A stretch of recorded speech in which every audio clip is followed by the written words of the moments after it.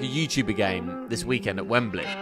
iShowSpeed and Mr. Beast and all these. Like they filled it, mate. They sold every single seat. 90,000 seats were sold. Kidding me. Maybe if Prime goes out of business, then Klopp will be like, I did it. I took Red Bull to If the in 10 summit. years' time there are kids growing up who don't know what Prime and Monster Energy are, that's Jurgen Klopp's true legacy right there. Do you know how long it takes to play 3 holes in a major golf competition? Like, it's Okay, what about the slow. last hole? What about you're on the green, mate, but you get the message? All you got to do is putt for the Masters, but it's like you got the message, and there could be an extra 30 seconds. You don't want to miss the birth of your child, do you? Hello, and welcome along to Not Another Sports Pod, episode number 37. Would you believe it, Ollie? We are plodding slowly towards the 1 year mark of Not Another Sports Pod. Incredible. Ollie, I want to dive straight in with the good stuff today. Jamie Carragher said that we've already seen peak Arsenal under Mikel Arteta. Have we? Yeah, we don't know, do we? Let's start the pod with less of a sigh and more of an upbeat. I know I've asked a negative question, Ollie. No, it's not the fact it's a negative question. It's the fact that like this. What does this statement mean, Dave? Like Jamie Carragher thinks that Arsenal aren't going to get any better under Mikel Arteta. That is exactly what it means. If Arsenal go out and sign 2 30-goal-a-year centre forwards, that's obviously not going to be the case. Because some of it comes down to Mikel Arteta, some of it still comes down to who they actually bring in through the door this summer. This current crop maybe has gone as far as they can under Mikel Arteta, but squads change, don't they? We all know that. So to write off Mikel Arteta and say that he's done as much as he can, what he has done is created a side that have pushed really close and continually got better year after year and have pushed really close to be in a Premier League title fight and win a Premier League. And then this year is a bit of one of those kind of rogue years in the Premier League that we'll get once every 10 years or so or something like that, where there's a lot of results and things happening. I mean, I was listening today, somebody saying that Manchester City might need 2 new fullbacks, a centre-back, a goalkeeper, 2 new wingers, maybe a bit of backup at centre-forward and a couple of central midfielders as well. And you're talking about City's overhaul suddenly being like a complete full 11-man roster overhaul, which I think, again, seems a bit ludicrous, to be honest. I think there's depth still to be found and there's some young talent they can start to push through a bit more and weed out some of the old guard. But we are just dealing with a season this year that is a bit like that Leicester City season, as we keep hearing with the Nottingham Forest-Leicester City comparison. It's just a bit odd, it's a bit weird, it's a bit rogue. Liverpool are being consistently good enough to hold off all others. But Mikel Arteta's ability to do more with this Arsenal side isn't necessarily hindered by his ability. He's been unlucky with injuries throughout this year, and maybe they need to go out and find another exceptional centre forward, like Manchester City have done with an Erling Haaland, like Liverpool have with a Mo Salah at the moment, who's played out of his skin this season. You know, that guarantees 25 goals minimum a year. That's all Arsenal at. So Arteta's not really the thing holding Arsenal back, I would say. It's that goal-scoring centre-forward and that little bit of luck with injuries. So for Carragher to say, they can't do any better, you haven't got a Scooby-Doo about what happens to this side in the near future, Jamie. What did you think, Ollie, of Arteta walking away from the interview while it was still ongoing on Sky Sports after the game on Sunday? I don't know if you've seen this, Ollie. Presumably, have you? Yeah, he's giving me a little nod for our YouTube viewers. If anyone that hasn't seen it, Mikel Arteta was essentially asked towards the end of the interview, why didn't you buy a striker in January? And the question annoyed Arteta. And I've got to say, I get it. He's been asked that question a million times. And do you think that the board said, Mikel, we got this incredible number 9 we found. We can get him in January. We can get him. Do you want him? Do you think Arteta said, no, thank you? That's obviously not what's happened. So he was annoyed by that question. And then the follow-up question, as he's trying to scuttle away from the interview, he's asked, what about the title race? You're 15 points behind. Do you think you can get? And he just walks off. What did you think about that? Do you think that's a fair game from Mikel Arteta because these coaches do so many interviews and he's been answering the same questions again and again? Or do you think you are there and as part of your contract to fulfill media obligations, and someone has asked you a couple of very legitimate questions that your fan base would be extremely interested in knowing the answer to, and you have not answered them. Where do you stand on that? It's about as leading a question as asking Mikel Arteta if Arsenal should have bought a centre-forward, David Windsor. Were you doing the interview for Sky? Is that what you're trying to hint at? I know you've just rushed back from Spain, but was it so early that you could get back and do that yesterday? Just needle Arteta after 90 minutes. Look, yeah, it's 100%. It's his obligation. The amount of money that gets spent in TV broadcasting rights, you have to face the music. That's the whole point of having journalists at these football games. It is to provide a level of accountability rather than hiding behind your club TV, Arsenal TV and Manchester United TV, where we're only going to throw up softball questions like, oh, really hard luck today. The boys worked so hard despite the 5-0 defeat. You know what I mean? Like, there's nothing comes from those interviews. Actually having an interviewer, and I rate, I can't remember who was doing it. Yeah, I can't remember now for Sky Sports, but I absolutely rate the fact that he stuck at it, because we've seen so many times, you know, there's that Roy Hodgson one where he gets angry at Ivan Gaskell, I think it is, match of the day, and gets really aggy with him. And they end up repeating the question, and Hodgson then gives a very angry answer and stuff. And so much of that is just rude, because it's the point of journalists being there. The point of journalists being there is to ask those questions and try and get an answer from them. So it shouldn't be wishy-washy softball. Arteta should have an answer. Christ, he should have a stock answer at this point. The number of times the question's been asked in newspaper headlines, maybe not directly to his face. So he should have a stock answer. And he should have if Arteta hasn't been given the opportunity to buy a centre-forward, would it be much nicer for him and everybody if he just came out and said, look, the club weren't willing to give you the money to bring in the people that we felt that we needed to bring in. And if that isn't the case, and Arteta felt they didn't need to bring a centre-forward in, Arteta should say, look, I didn't think we needed it at that time, and now we're paying the price for it. Because being open and honest about it, rather than just being angry and walking away, is such a better... To put your hands up. I'll always come back to... I'll always come back to the punditry of when Leon battered City, and somebody in the studio, and I'm pretty sure it was Ian Wright, just went, I don't know how Leon have done this because I don't watch French football enough and I don't know much about this team. What I have seen tonight is this, this and this. And everybody went, God, it's not great that you haven't done any research really on the opposition, but what you have done is you've openly admitted it, and you've not just thrown out a load of like hyperbolic, well, they've got lucky, or well, they do this, or well, they do that, and trying to make it up as you go along kind of thing. And this is what people should realise, that just being open and honest and saying, well, I didn't know, actually, I wasn't expecting us to lose all of our strikers this season and have a real problem of finding goals. I thought we would have enough quality. That's a faux pas on my part.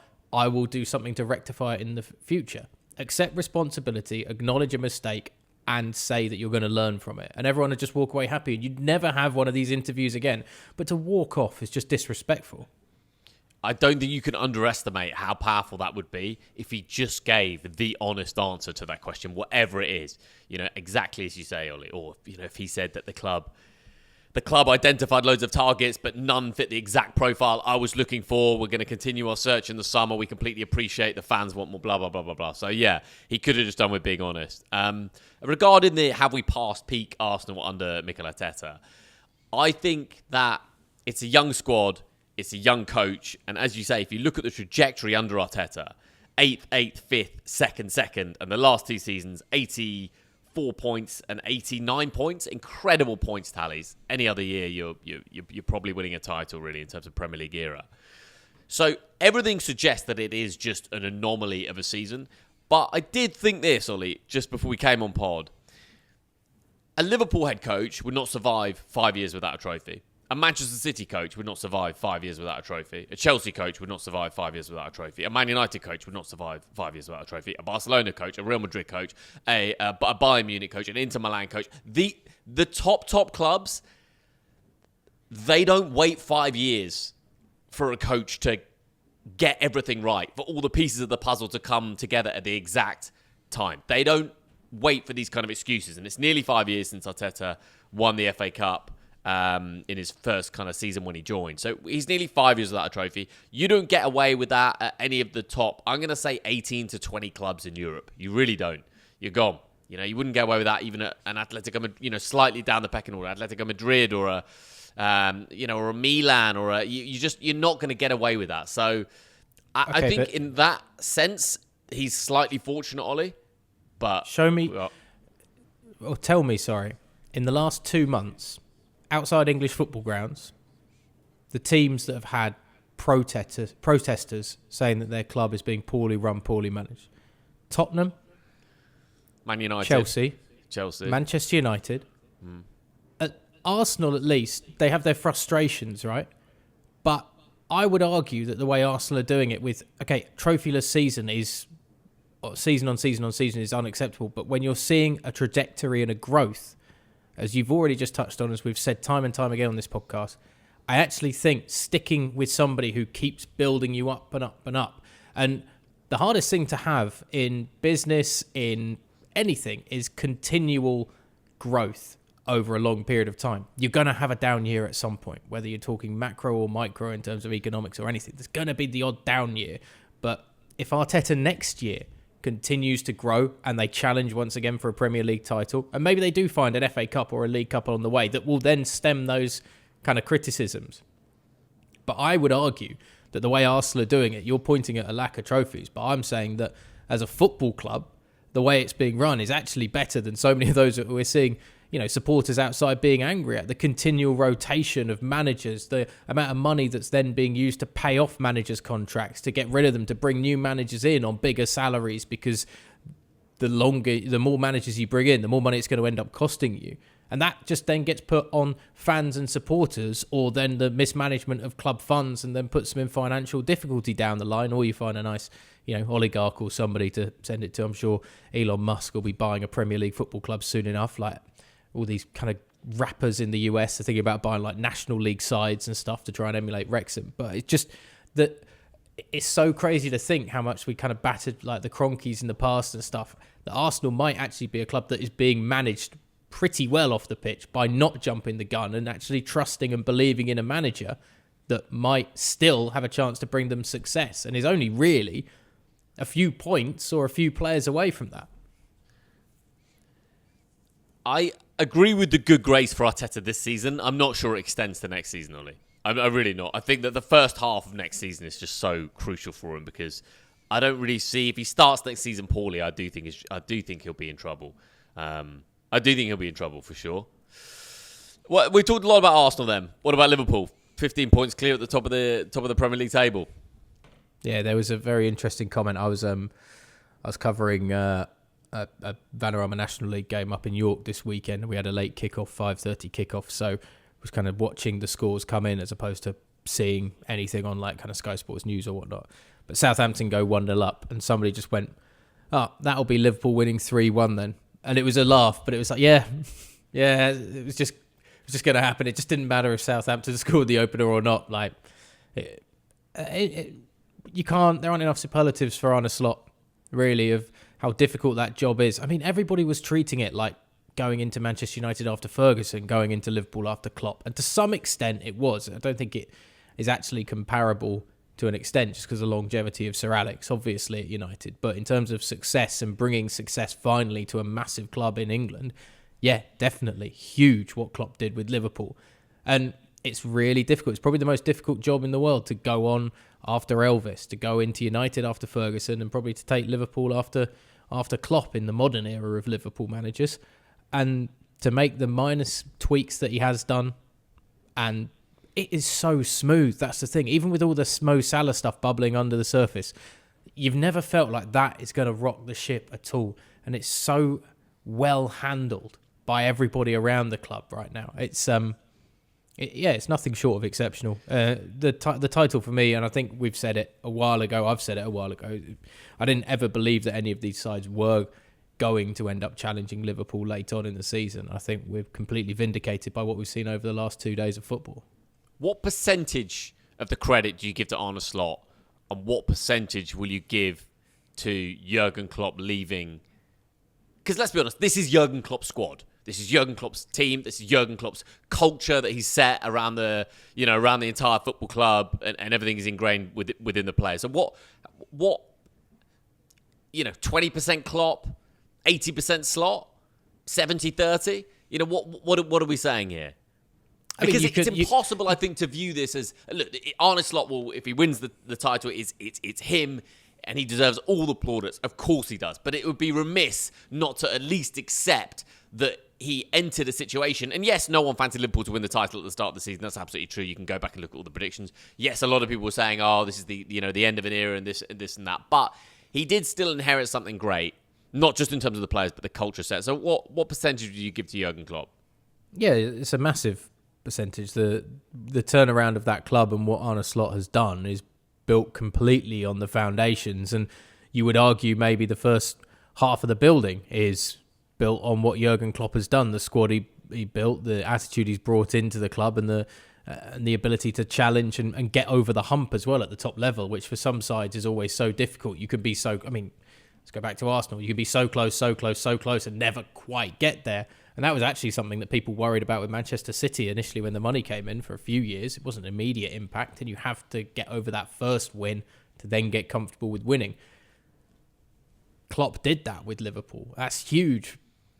But I also think, more than anything else, you have to admire when Jurgen Klopp decided to step away more than anything else. The most important moment of this Liverpool side was perhaps Klopp going, unlike maybe Arteta, I have done all I can do with this team. I'm burnt out. I'm not good for them.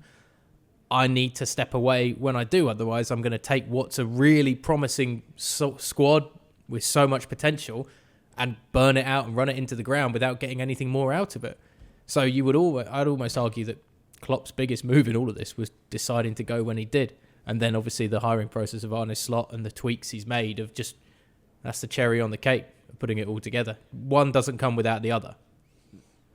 I mean, this is quite a binary question, I suppose, but do you think it tarnishes Jurgen Klopp's legacy at all, in the sense that people might think, oh, you should have done better with those players, look where you are now? Or do you think it enhances it because so few coaches leave a football club better than when they arrived? I mean, Jurgen Klopp, one of the very few... I mean, I can't think of any examples, really, Ollie, of a coach that's gone their entire managerial career and left Mainz on his own terms as a hero, left Dortmund on his own terms as a hero, and left Liverpool on his own terms as a hero. I mean, it's pretty much unheard of. So, yeah, unbelievable back to my question, to think what he'll be able to do for Red Bull. I mean, it's just that drinks brand. It's going to be elevated to another level.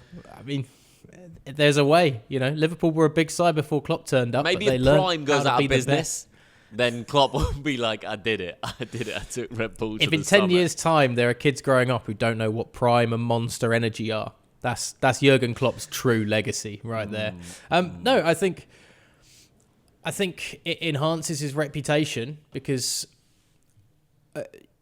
when you leave after running something for too long, like Arsene Wenger, for instance, Wenger just kept on going and going, and it started to fall by the wayside eventually. And don't get me wrong, Wenger is still one of the greatest managers in Premier League history. But our recent memories of Arsene Wenger are the not being able to do his coat up, the slug coat or whatever, not being able to get Arsenal over the hump. Oh, FA Cup after FA Cup, that's not good enough for this Arsenal team. It's all negative patches. With Klopp, we're left thinking that there are still going to be people that will think, well, but could he have done this as well? That's always a positive thing you have. So I think it's always going to leave a positive aftertaste when you've left at the right time, whether Arne Slot did this or not in terms of winning a Premier League and potentially succeeding in other competitions as well. I don't often hear the phrase positive aftertaste. I rate that. Well, usually it's the reverse of that. Negative, bitter aftertaste. Yeah. I don't know. Sweet aftertaste. Because you can't have a positive. You can have a positive aftertaste. I'll just...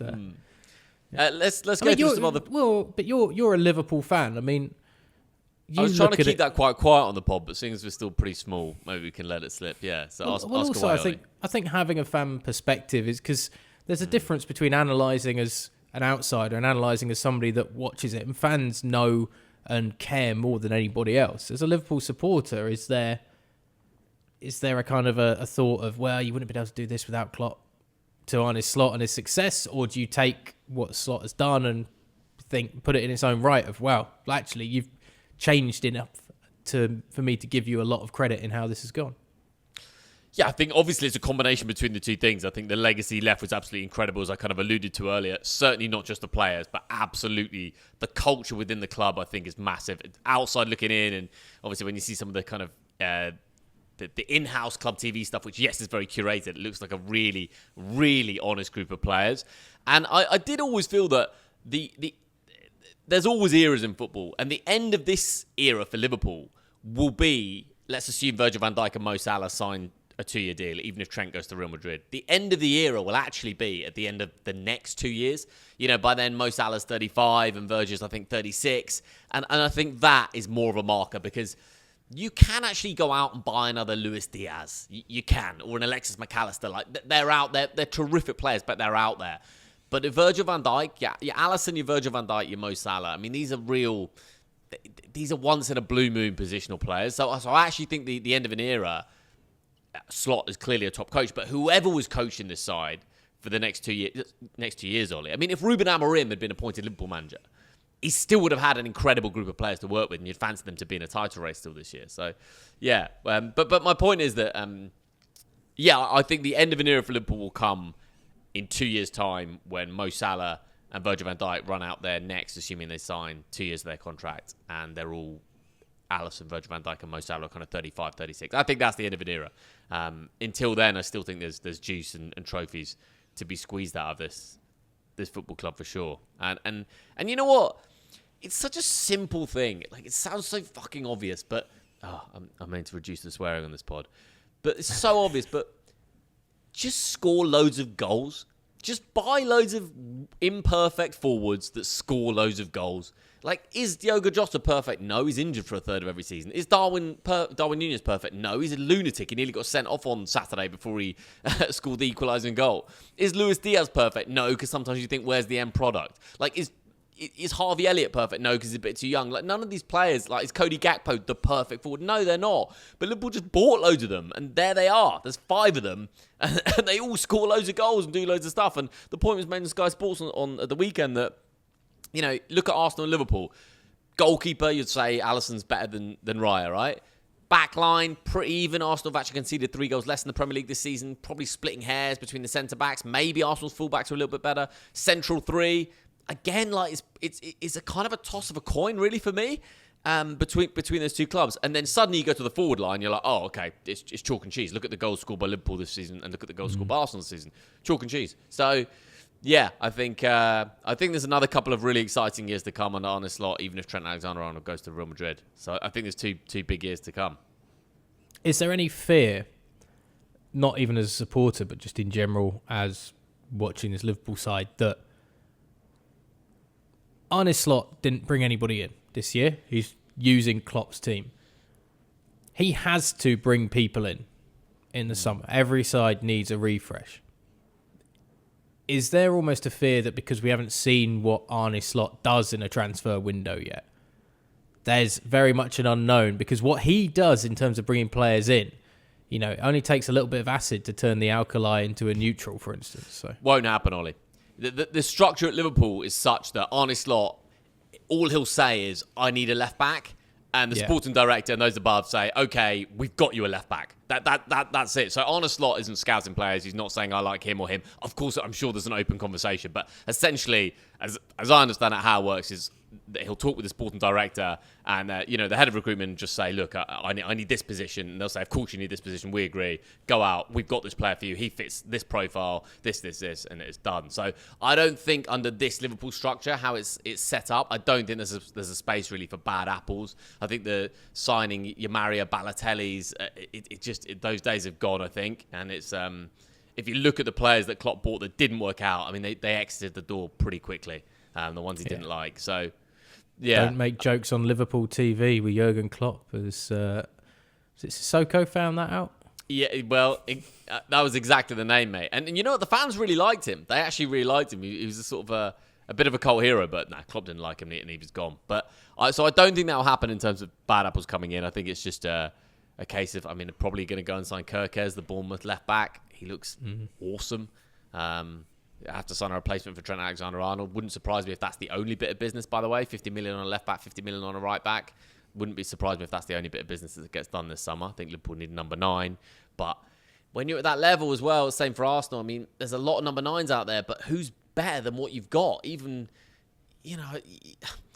who you're going to end up spending the best part of 100 million, and it might not even be better than what you've got. Julian Alvarez we spoke about last week, great option, but still like 100 million quid. And is he better than what you've got? I like Dusan Vlahovic at Juventus. Vlahovic, I think he's awesome, but is he better than Jota on a good day or Nunez on a good day? Well, maybe not. Like, he's got a sulky side to him as well. Like, Osimhen, we both spoke about loads. We were both covering Serie A really closely, Ollie, when Osimhen was doing incredible things for Napoli, and I thought that man is built to score 25 goals in a Premier League season. And I sort of stopped following Italian football for a little bit. Next thing I know, he's at Galatasaray. It's just absolutely bizarre. So, yeah, I think I think the big challenge comes when Virgil van Dijk, Mo Salah and Alisson leave, and that's not happening in the next 2 years. So, I think all being well, it should be a good couple of years coming up for Liverpool. Unlike Manchester City, who've got a lot to do. Yeah, let's talk about the rest of the Premier League, Ollie. Just quickly on Ruben Amorim at Manchester United.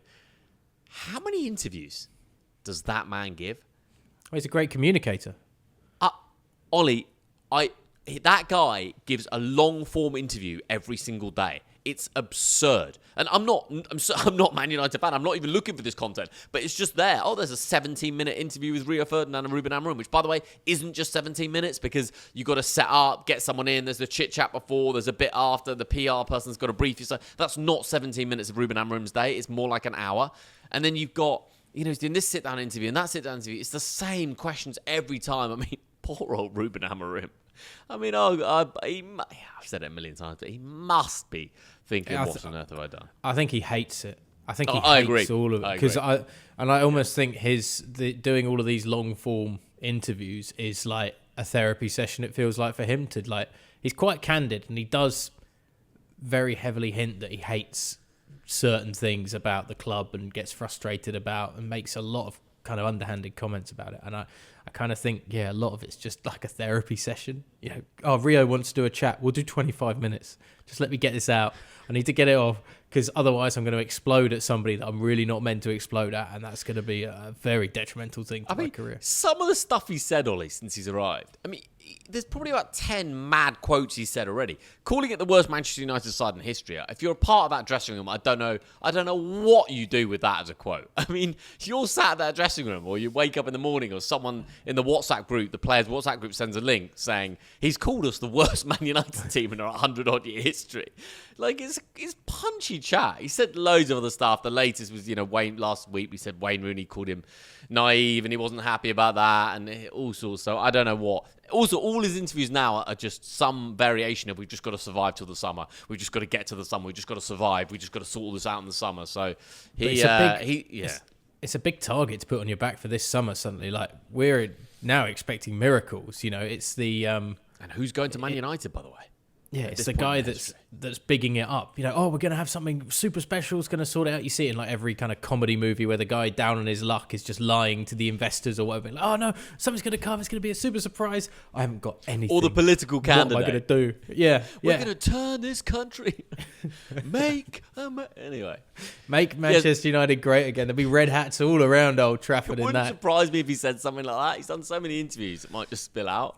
It wouldn't surprise me if the United supporters were doing that. I mean, the number of fans out there protesting the Glazers and everything that's gone on at that club, and rightfully so. I mean, it's just, as we said, we went on a big rant about it last week, how disgraceful that club is being run as a company, as a business, and what it used to be. And yeah, it is sad, because as much as it was boring seeing United win all the time, in the same way it's no fun to see City winning all the time, or you want variety, and that's why the Premier League season this year has been good. There's variety with Forest pulling off victories over Man City, being up there in Champions League spots, Bournemouth fighting high, riding high up the table. There is also something sad about seeing like such a great club that you had to admire for how they got to that position, how they worked their way up through such a pivotal time in English football. And now you look at them and go, you are nothing of what you used to be. It's like seeing like the young Hollywood actor, then it all goes downhill very quickly in their mid-30s, and they're suddenly doing like B-rolls on sitcoms in their 50s, and you're like, oh, geez, it really fell off a cliff quickly, and it's not actually enjoyable to see that fall. Cole Palmer missed the penalty, which I'm annoyed about for very personal reasons, Ollie, because I think I once made a big statement that Cole Palmer would never miss a Premier League penalty. Yeah. Yeah, so, I mean, he did. I don't really know what to say there, apart from Alan Hansen said you don't win anything with kids. So, we all get it wrong sometimes. And Ice cold Cole froze up. I mean, that's the line, isn't it? Yeah. Yeah, and he was ill as well, wasn't he? Rather bizarrely. I mean, he was in a poor run of form, actually. Very poor. Mate, I've just had to deal a weekend where Forest Green Rovers had illness running rife through their camp, so much so that they had to send people to hospital and home, and they still managed to get a result out against the side second in the Vanarama National League. Like munching the cucumbers and avocados and stuff? Forest Green?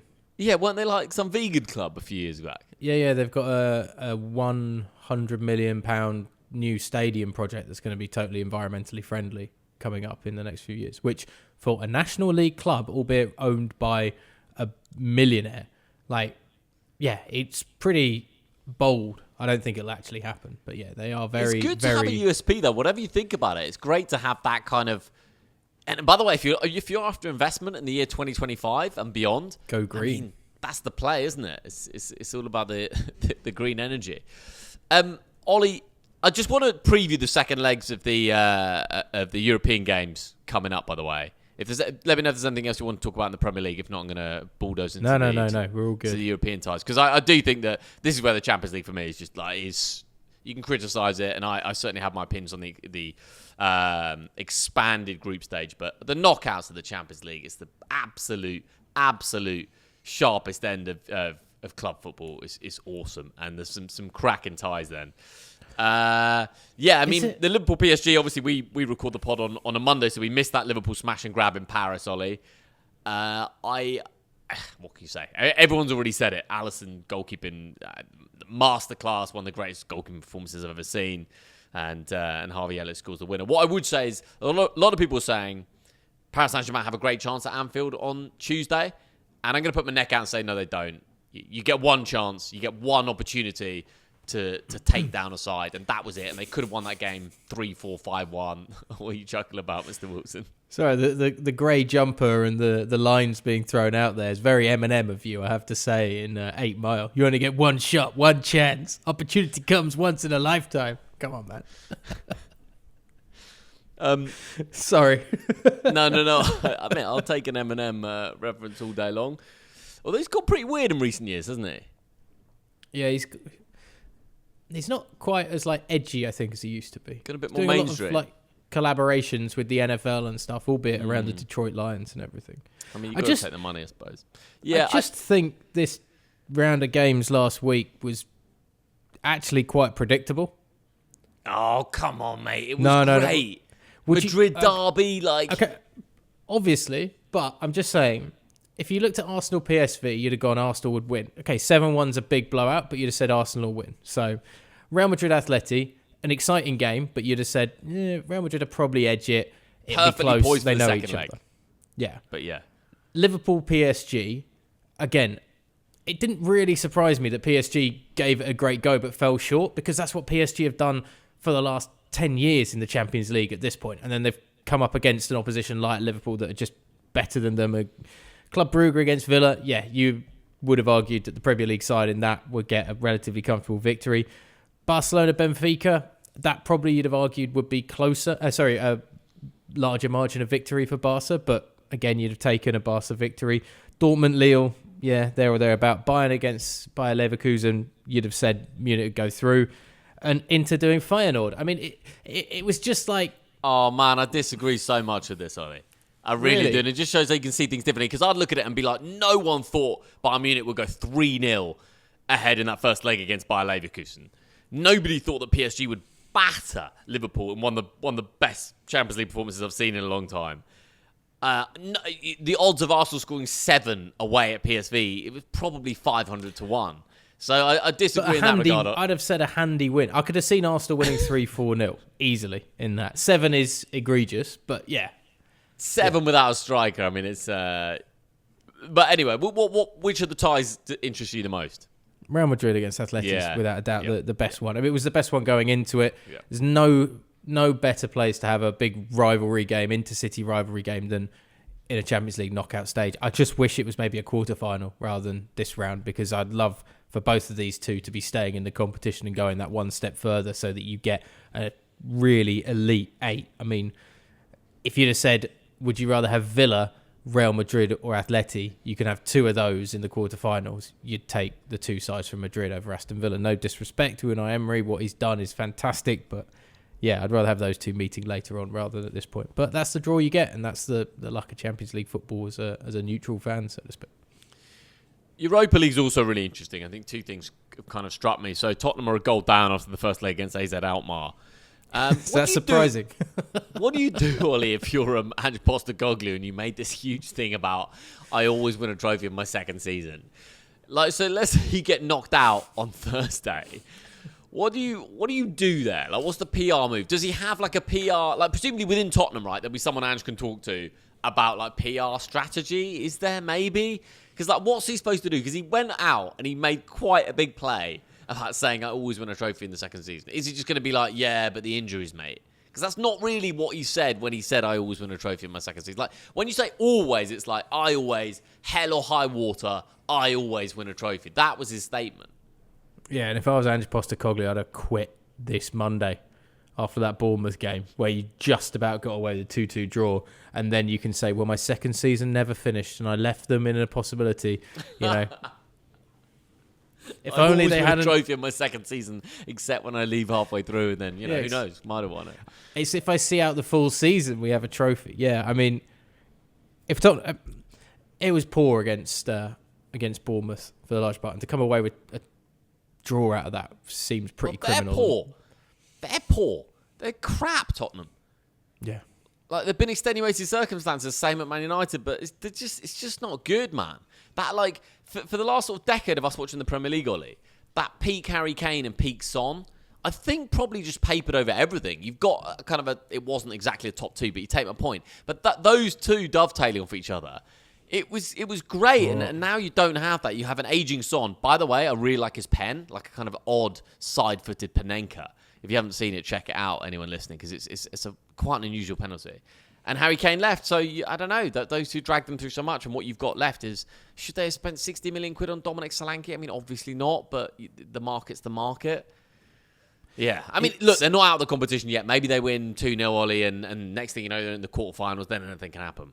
Tottenham were a side 10, 12 years ago that were developing their own talent while putting in other bits and pieces into the equation, and they excelled when they had Rafael van der Vaart replaced him with Eriksen.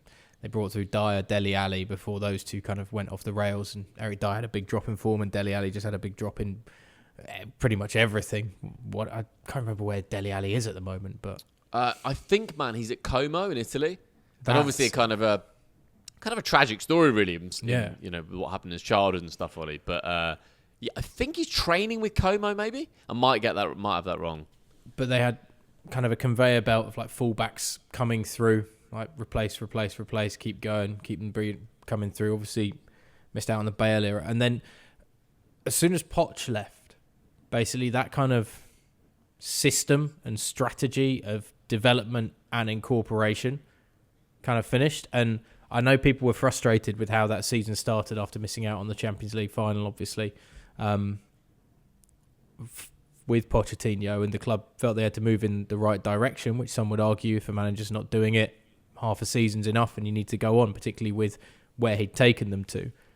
But it's never been the same since. The rotation of managers is too many. There's no distinct style and setup for that club. And I don't think Ange Postecoglou is the guy to re-bring that kind of Pochettino era to it or anything like that. But it's a sad fall from grace for a club that actually Daniel Levy has notoriously kind of tight purse strings on the wallet around deadline day. But it was a club that worked and ran pretty well under Pochettino and had a set route to its goals and looked like it had a chance to achieve them. They just missed out on winning a Premier League, of course, when Leicester won it, when they probably should have won it that year. All credit, obviously, to Leicester City, and Tottenham kind of bottled it. And on another year, they have a Champions League trophy in their locker, but not to be the case. And now to see this of like hanging on to threadbare bones of a side that doesn't know how to play any sort of defensive structure or any football to keep sides out. Like, they can score goals. It's not a problem. And it's fun to bag in loads of goals, as you were talking about with Liverpool, but you got to be able to keep a side out as well. Otherwise, you're just going to continue to drop points. And it's pathetic, really, at this point. Both the situations that United and Tottenham are in, it's absolutely pathetic. And it's a complete mismanagement, I think, off the pitch that has led to a mismanagement on the pitch. Jose Mourinho and Fenerbahçe. I mean, Rangers, by the way, going to Istanbul and winning 3-1. Absolutely unbelievable result. I've spoken about Jose Mourinho before and not on the sports pod. Hard to know what to make of the man, to be honest. I don't know how much more patience the Fenerbahçe fans are going to have. I think they're 5 or 6 points behind Galatasaray in the league table. He's brought in to win the league. They're on the brink of being knocked out in Europe. I mean, if he can go to Scotland and reverse that's very, very impressive. I know they also play Galatasaray in the Turkish Cup in a couple of weeks after the international break. So, yeah, sort of big few weeks for Jose Mourinho. I don't know. It's just kind of odd. I don't know whether you saw his post-match press conference as well, Ollie, but a Turkish reporter was taking a while asking a question, and Mourinho pretended to fall asleep, which obviously people found hilarious and gets the clicks, and it is kind of funny, I'm not going to lie. Because Mourinho is a comic character. He has good comic timing and a good sense of comedy, but also it's that's kind of rude, man. You just got beaten 3-1. Maybe just sit in that press conference and take what's thrown at you, because you've just been beaten 3-1 by Rangers. In Istanbul in your backyard. So yeah, I don't know, man. I think Jose Mourinho, I've said it all along, he's come back to the Premier League for one last bash, and I reckon it'll happen in the summer. Talk, Ollie, 10 seconds. I'm just gonna. It's the Trump playbook of press conferences, that from Jose Mourinho, isn't it? It's if I can take the attention, which Jose's always done, taking the attention off squad, off his players, but if I can take that attention away by doing even something like that, I know I'm going to get the clicks, whether it's a beloved thing of pretending to fall asleep, ha ha ha, it's a joke. But even if that was taken badly and there's a load of negative criticism around that, it would still be about Jose, not about his team, not about his players, and less about the defeat in the end. And it's wonderfully Trumpian if that's your kind of playbook that you want to play by. I just more admire the dedication you have to following this Jose Mourinho in Turkey era.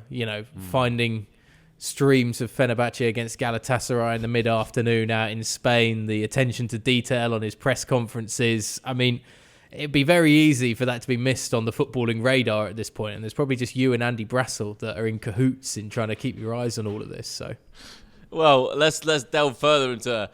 I think you know what it is, Ollie. I think when your team's doing really well, you just take on more football. You're just loving all football. Do you know what I mean? So Liverpool top of the Premier League table, you just sort of start watching. You're just into more football. Anyway, so on that note, Ollie, Athletic Club against Roma in the second leg. When everything's going my way, it's just great. I love the sport. So Roma won the first leg 2-1. The last 16 first leg Europa League clash. Athletic Club, they are a club in the Basque Country, which is the north of Spain. And throughout their over 100-year history, they have only played players who were either born in the Basque Country or came through the youth system at the football club. Now, bear in mind, the Basque Country is about 5% of the Spanish population, Ollie. It is absolutely insane that they are where they are. Fourth in the La Liga table, Europa League last 16. It is insane in 2025, in the most globalized, for better or worse, world that we live in. It's insane to retain that, not just retain that policy, but retain that policy. And now, last season, they won the Copa del Rey, their first bit of silverware in 40 years. And to have done that then so successfully, it just shows there's another way of doing things. There is another way. And Athletic Club have that way. And by the way, the final of the Europa League is in Bilbao this spring, Ollie. It's at the San Mamés. And everyone associated with Athletic Club, obviously, that's extra motivation for them to do it. And if they do it, it's just an incredible thing. Is it a system that can continue to survive? And why is it almost allowed to survive, considering the environment that we're in right now? Because if you had an English club, for instance, that were hypothetically, let's just say Burnley, and they said, we're only going to get people from the Lancashire, Yorkshire area to play for us. Obviously, it'd be very difficult to get a team that would get anywhere near to competing in the top of the Championship, let alone the top of the Premier League or anything like that, I would have thought. Athletic Club did it. Well, no, but so this is what I was going to say is I think in England it would be different in terms of, I just think the way we educate young players in this country. I think there's still that mentality to some extent through the youth ranks of, we don't look comfortable in possession as youngsters and at a young level in the same way that you see some of these young, having done some of the UEFA Youth League games, etc. Like Sporting, I covered this year, and they just passed it around every English opposition that I saw. The Liverpool boys didn't have a Scooby compared to them in terms of touch and control, albeit it's one game, but also, especially if things go wrong at Athletic Club, and obviously it's a proud part of their history to have this, but it would be very easy for somebody to start then saying this is holding the club back. Imagine what we could be if we didn't do this. And for that to gain traction in this modern day kind of social media era, because there are probably a lot of people that don't care about football or are maybe interested in Spanish football that don't know about how Athletic Club kind of operate in this style. And it would be very easy for there to be a lot of pushback. And I just wonder if you think there'll be a point where they are almost forced into being unable to operate like this. I think it's a very tricky one. It's incredibly difficult to see in England, I think. It's incredibly difficult because we're such a globalised nation, the most of all the European nations in terms of globalisation and people from all around the world. So it's very, very difficult, I think, to see it happen. Well, first of all, you could never introduce it now because you could just never introduce it now. Obviously, the reason Athletic Club have been able to do it is because they had it when they were established as a football club, and then it actually made sense. Actually, probably made sense through the 50s, 60s, 70s. They had great success. In the 80s, they won 8 La Liga titles, so no one was questioning it then. In the 80s was still before sort of mass freedom of movement and this kind of thing. So I think, well, I'm not really answering your question here. It's so incomprehensible to see an English club doing it, is my answer. I can't even speculate of how that would work. But do you think they end up having pressure and being forced into not being able to continue it? 100%. 100%. But in Spain, they're more... I mean, I just spent a month in Barcelona, which is an incredibly globalised city now. Almost, just going off tangent slightly. I mean, I feel very sorry for the locals there. I actually do, Ollie. Like, the whole, tourists out thing, or tourists go home.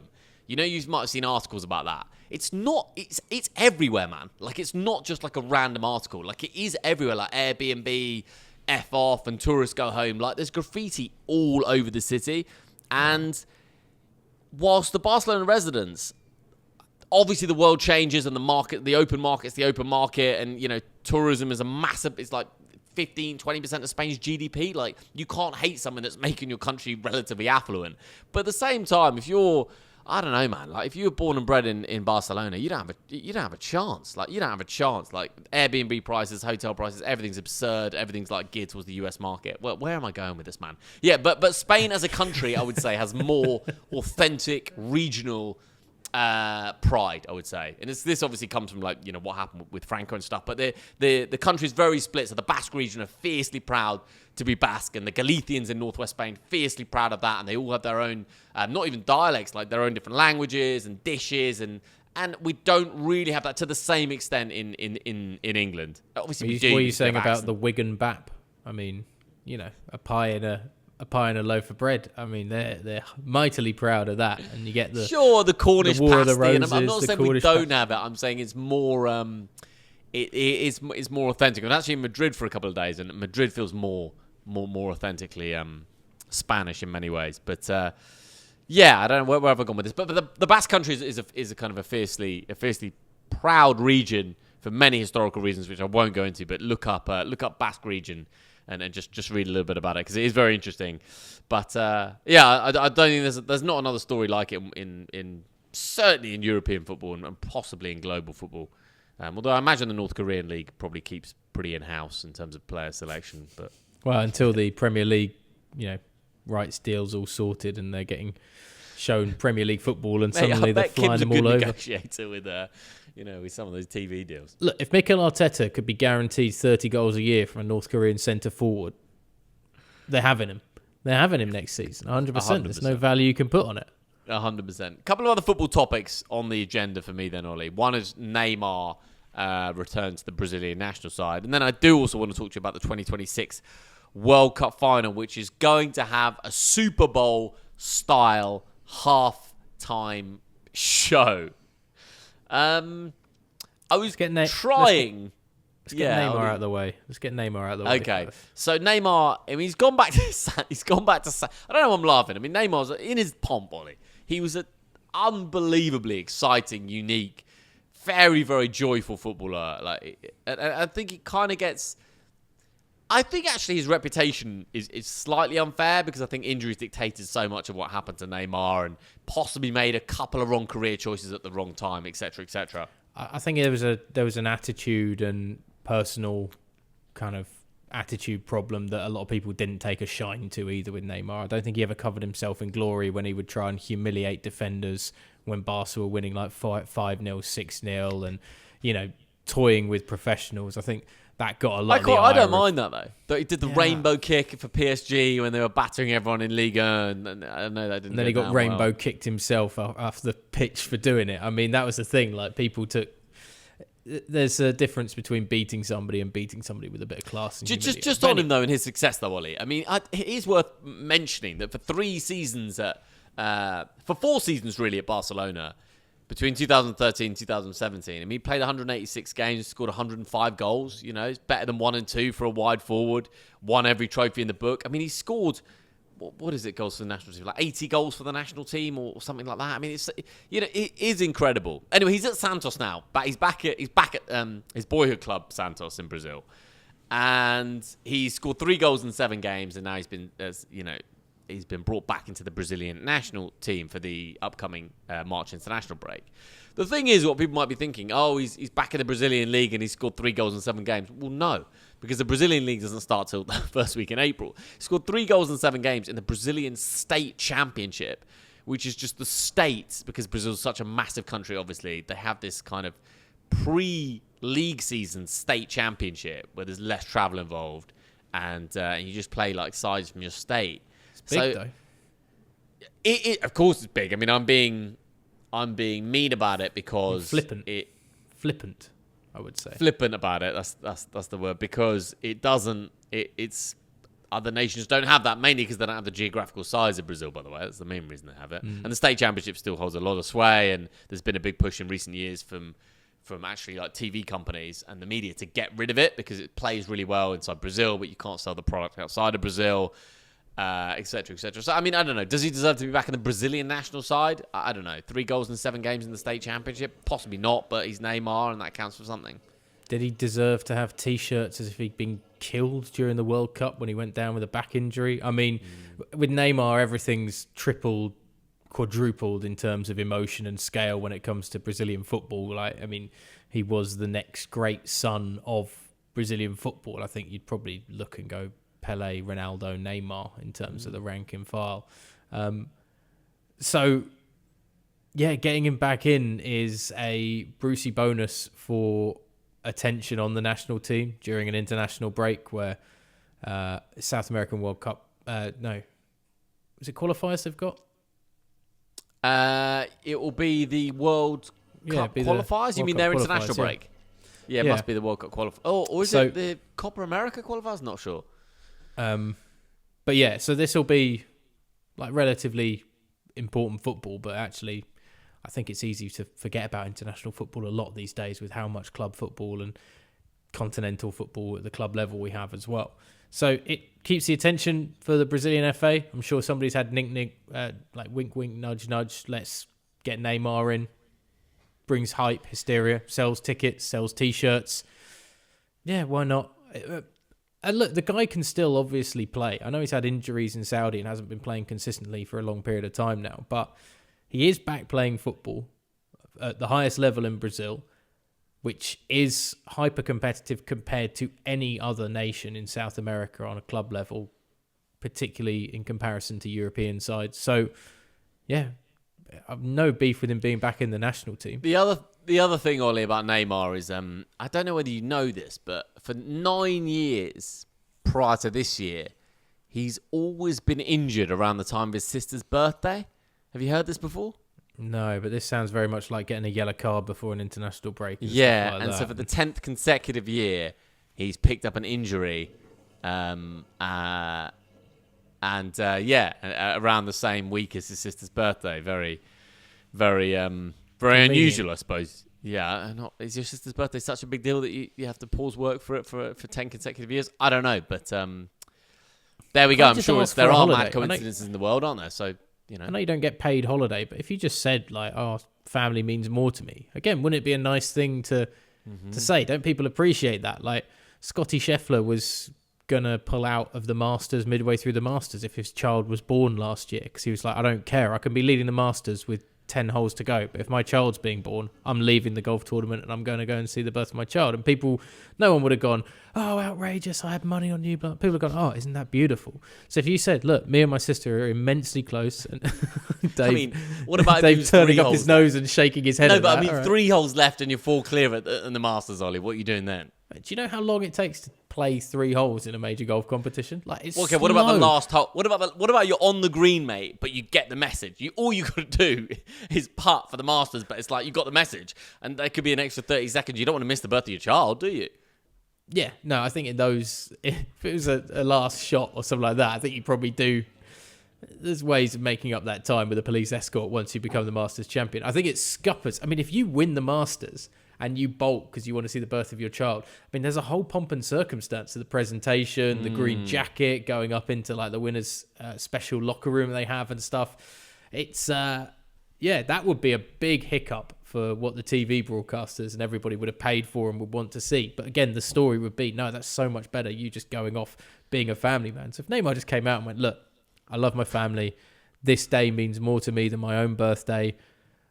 I want to just have a week spending time with my family, with my sister. I would more than be happy for that. Unless it got to the Copa do Brazil final. If it was that weekend, you'd be like, well, bloody hell, mate. Like, can we just put 90 minutes in and then you can go back and enjoy the party or whatever? But yeah.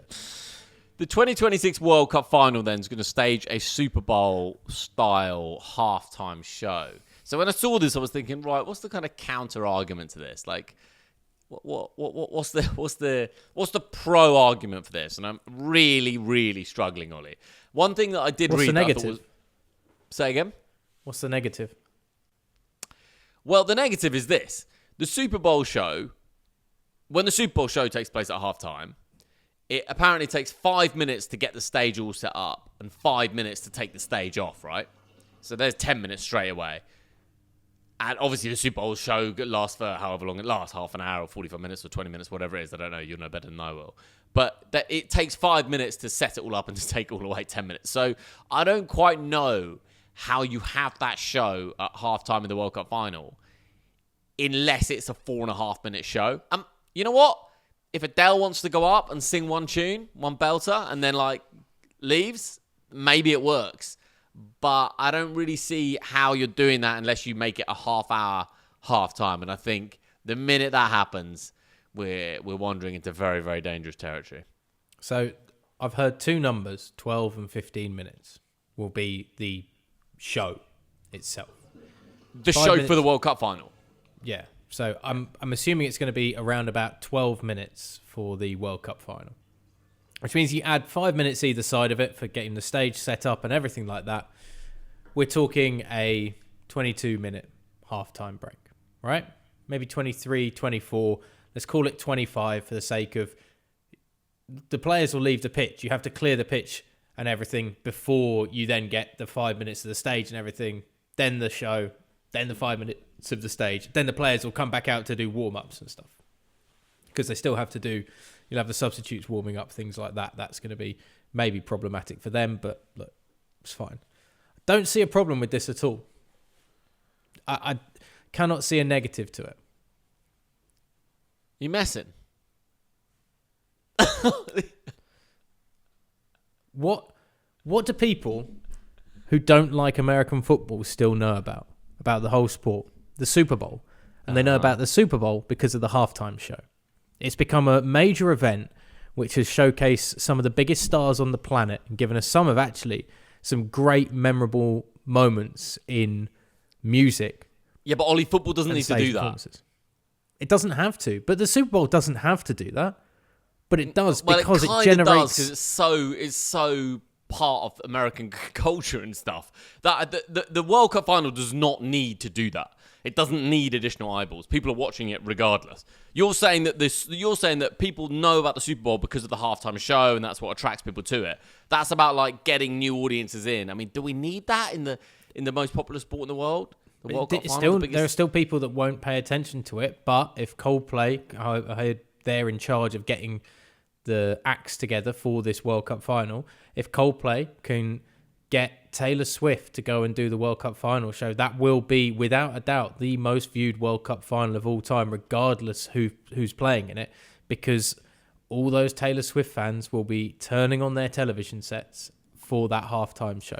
And it will generate new audience numbers, which is what FIFA want. It's what football wants. It continues to want the Twitter, Instagram crowd, the younger kids to pay more attention. And by doing something like this, you're going to have more of those younger kids paying more attention. The NFL has received a huge boost in viewing figures by the fact that Taylor Swift pops up in a skybox every so often on a game because she's dating one of the players. Let alone if she performed in a halftime show during a Super Bowl, it would be immense. And so does it have to be her? It doesn't have to be her. It just but has it probably to be. Should be her. Let's just go with your thing. If it should happen, you've got to believe that there's not much crossover between Taylor Swift fans. Not many Taylor Swift fans are probably hardcore football fans. I'm going to put it out there and say that. I'm sure like people. There's not many at the chicken run at the old Upton Park, for instance. No, I wouldn't have said that. You know. Exactly. So you got to believe that. And is she the most famous musician in the world? I guess. Yeah, so, without probably. doubt. It's one of the most famous people on the planet. Okay. So Taylor Swift. Okay, so we booked Taylor Swift. Like, well, by the way, I don't quite know what job Coldplay's Chris Martin has to find that, because it's like, we just done the job for you, mate. Like, he'll have Taylor Swift's WhatsApp. Hi Taylor, are you free on July the 12th, 2026 for 5 minutes? Here's 10 million, 20 million, quid. Like, that's the easiest gig I've ever heard in my life. If you're Gianni Infantino and you look like an evil Bond villain, it's very difficult to attract people like Taylor Swift. But if you are Chris Martin and Coldplay, it's quite easy to send a message, say, hey guys, can you come and do the show with us? Mate, did you see Infantino and Trump this week? Oh yeah, you sent me this video. Yeah, I mean, it's just...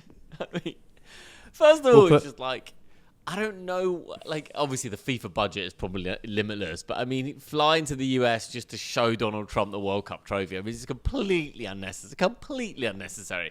And Infantino had basically put the World Cup in this gold-plated sphere, and there was like a key to unlock it if you haven't seen it. And I mean, if you haven't seen it, so it's worth a watch. And then Infantino unlocks it, and Donald Trump's like, oh, wow. And the whole thing's just hilarious, as it always is with Donald Trump. I mean, when he was asked by a reporter, like, what about you hosting the World Cup and Canada, and like the recent tension with the tariffs, is that going to have an impact on, people watching the World Cup? And he was like, no, tension's great for viewing figures. Tension's great for viewing figures. It's going to make it better. Like, the tension's going to make it's great TV. Guys, you don't need a halftime show if we've got 3 nations hosting a World Cup who are almost at war with each other economically. Who needs a halftime show when we could just have, a WWF WrestleMania main event of a luchador and 2 other wrestlers of an American and a Canadian fighting each other? That'd be the second best option if we can't get Taylor Swift. But somehow Trump's going to be involved in this World Cup, isn't he? I don't quite know how, but somehow. Obviously, he's presented the trophy to the winner. But there's going to be more. I'm not quite sure how, but there's going to be more. Like, when Team USA lose, he's just going to, I don't know, like something exciting and fun's going to happen. I'd like him to lead Team USA out as, like, the mascot for the first game. It's not the captain leading them out. Donald Trump walks them out onto the pitch for their opening game of the World Cup. It will be something like that. It'll be something massively grandiose or whatever. Or the ceremony, the pre-match ceremony, the pre-World Cup opening ceremony will feature him at the end, almost like lighting the football equivalent of the Olympic torch or whatever. But let's go back to this halftime show, because I think players should be looking at this in a positive light as well. I don't just think it's great for the audience, for the spectacle, for the game. I think, imagine you're a player that picks up a knock, for instance, in that World Cup final, half an hour in or something, and you're struggling a bit, key cog in the side. You've got an extra 15, 20 minutes for physios, massage staff, whatever, to work on you, to players are going to come out fresh for that second half and much fresher than they normally would because they're going to have had longer time to have treatment, rub down, re-warm up, get going again. Won't be a short 15-minute turnaround like you get. You get an extra 10, 15 minutes or so, which is quite big in terms of having an extra bit of respite. So you're going to have a potentially faster, more intense second half, particularly out of the blocks of that. Surely you'll have a faster, more intense first half as well. Yeah, because players will give more energy. Yeah, which would be great. And then you'll have, tactically, managers and coaches will have more opportunity to sit and analyse how that game has gone, where problems are being exploited in their side, where they can exploit the opposition. I mean, I would go the whole hog if we're going to do this and look at having a coaching staff very much like they have in American football up in the stands, getting that top-down view, as well as your manager down in the dugout, picking apart what's happening in that opening 45 minutes, because you've got 25 minutes to get downstairs and make those tactical adjustments and work out exactly what can be exposed. So you're giving managers more of a chance to manage tactically during half-time and make changes to the game. You're giving players a chance to have more rest. You're bringing more eyes of a global audience to a World Cup that you thought perhaps couldn't have any more people watching and caring about it. And you get to sign off with this big, grandiose, super megastar running your halftime show for the first time ever. And I think it's genuinely could be a positive for the World Cup final. Okay, so let's just lean into this. Let's say it's happening. Well, I think then you just make it an hour and a half. And you have like the Taylor Swift show. Then you also have like Mr. Beast and I Show Speed, like a five-a-side game. Like, I don't know, with Donald Trump as the ref. Like, if we're really after audience capture, because the one thing you'll say about football fans is they're absolute suckers. So even though, let's say you had the first 45 minutes, first half, and then you had a 2-hour, like, extravaganza of, like, American celebrities. Like, Ollie, all fashion those show football of fans would be YouTubers. fuming, but they'd still tune in. You wouldn't lose 1% of them for the second half. Like, they'd all still be there because it'd be like 1-1 between Brazil and Germany or whatever.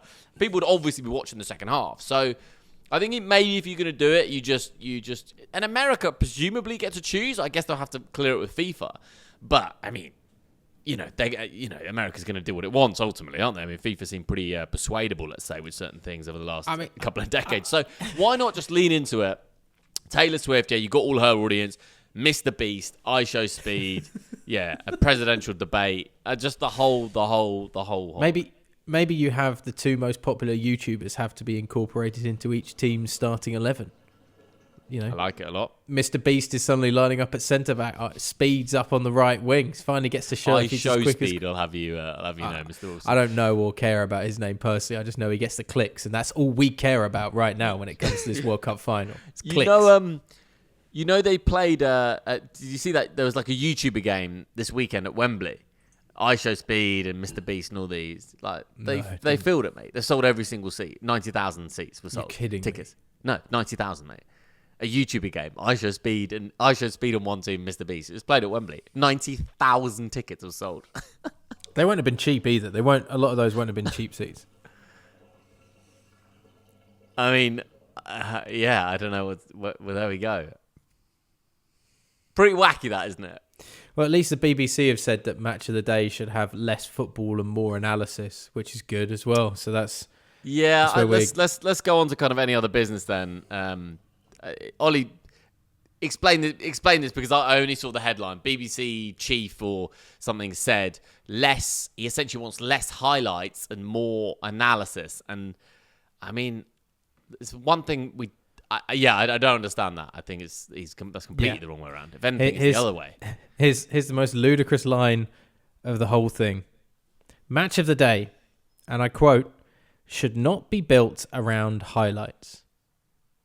But it definitely should. That is the whole point of Match of the Day. Its sole purpose is to provide people with the opportunity to watch the football that they haven't been able to watch. Sure, you can watch goal clips and stuff like that, 60 seconds on Twitter, and people have got VPNs so they can go and change it so they can see the NBC version of the broadcast and get those clips and all that kind of stuff. But in general, the best way still to see 3 o'clock games, aside from that one early program that they can do on Sky Sports where they get to show like 3 o'clock game before, like at 6 o'clock in the evening or something, is to see match of the day. And yes, it's lost its status and its position in English footballing culture, but it's still massive in English footballing culture.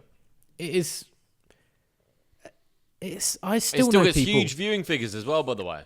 I still know people that avoid Saturday scorelines across the Premier League so that when they sit and watch match of the day, they don't know, which is incredible to me that they're still able to do it. But that's how much people love and revere it as a broadcast. And so to say that match of the day should not be built around highlights, it should be built around analysis and examination of the match to give viewers a deeper insight.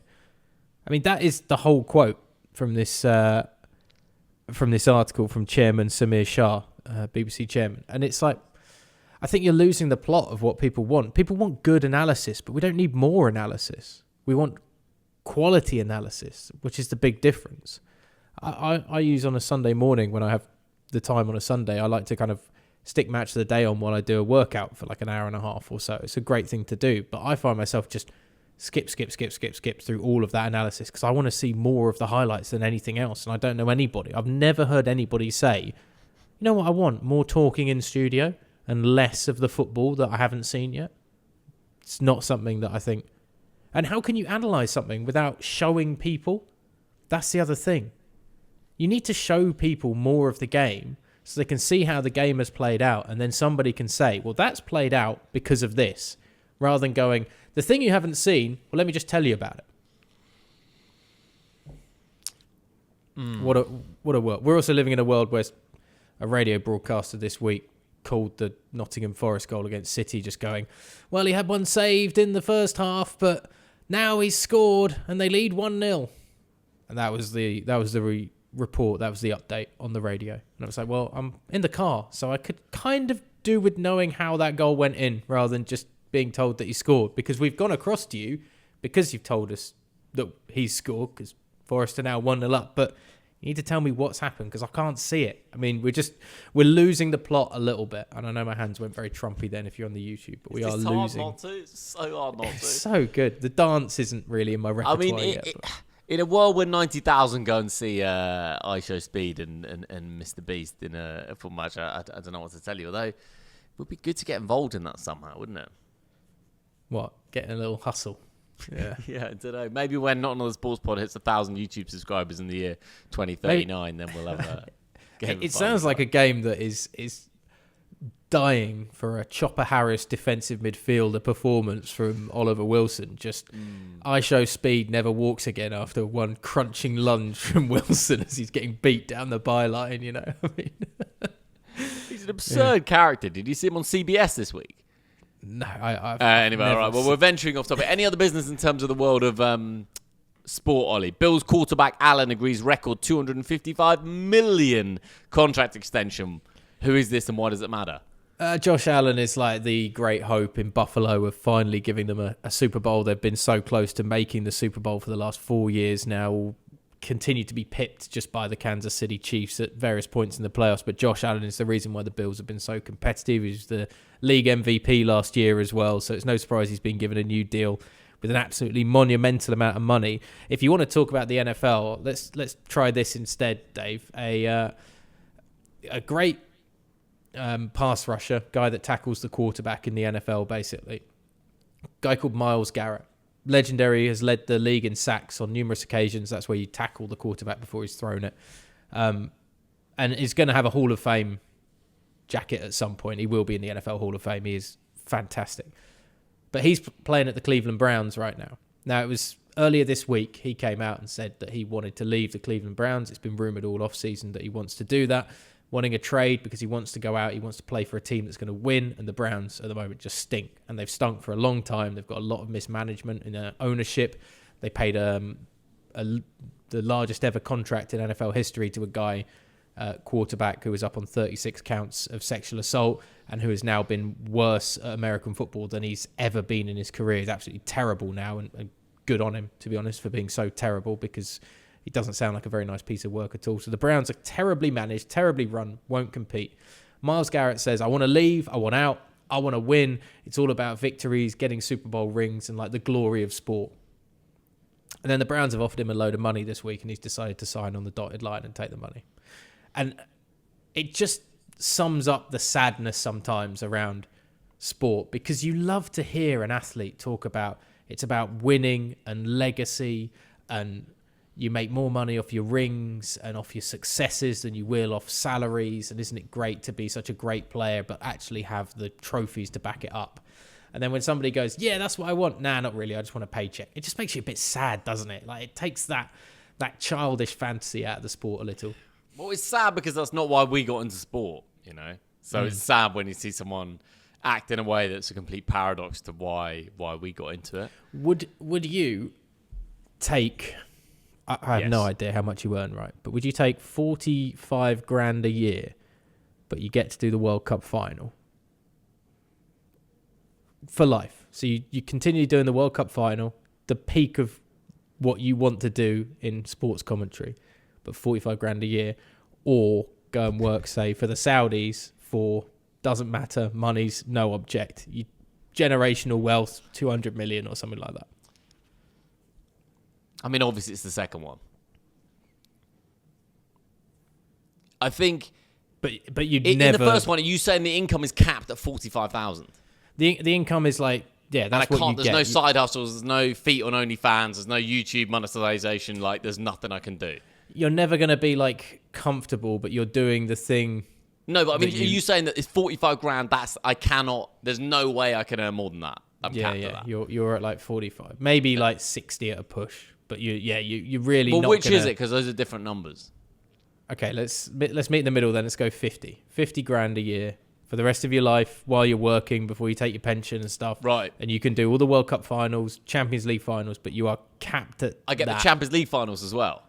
Yeah, it's about the that's game changer because the World Cup's once every 4 years. So if you gave me all the Champions League finals, live comms with Ollie Wilson as my co-comms, and the World Cup final, I would take the 50 grand, but I'd be exceptionally aware that in the UK that's not going to go very, very far. So I would base myself in Buenos Aires, Argentina, where that money goes a lot further, have a lovely little life with a nice balcony in the city centre, eating out, you know, and I would take that and I would just fly back for the big ones. So there we go.